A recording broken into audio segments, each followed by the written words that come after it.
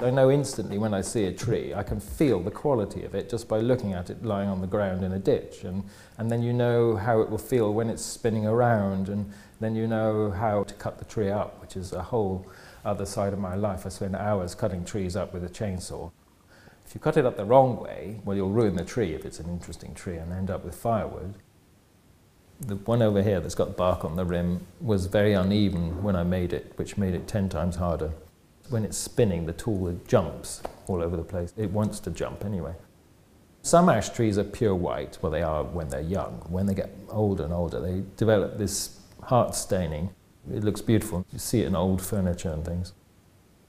And then I've left knots in them as well, because the knots give character. I turn the outside first, and then what I do is I dig the middle out with a chainsaw. I take a cone out, which reduces the weight by half, and it means that I can make more pieces from the middle, so it's not all wasted. That's actually quite dangerous and shouldn't be seen by anyone. Because the big ones weigh more than me when I start. They may weigh 200 pounds or something, and that's massive. The holly one there in the window came from Tremenere. Got a beautiful stain on it. It looks like a painting, really. They're so tactile, because when you touch them, they're so smooth. I love holly very much. And they're some of my favourite all-time pieces, really. The wood is drying rapidly. That's what you're doing. When you're turning it like that from a fresh tree, all the sap, all the weight of water that's in that tree is being flung out, and then it dries, so it shrinks. That's what it's doing. And the shrinkage causes the warpage. Within the first 2 or 3 days, it will warp into almost the final shape. And so that's the best time, really, to see it move. The idea is the wood is warped in a way that it wants to warp, and then it looks good.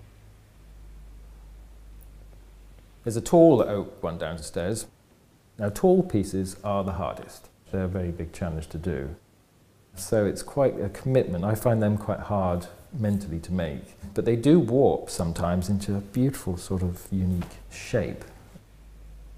I am making far fewer pieces these days than I used to do, and I just want to carry on making really nice pieces that I know will warp.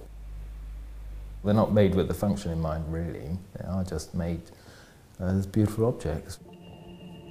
This gallery is lovely. It's got fantastic light, and the work always looks good.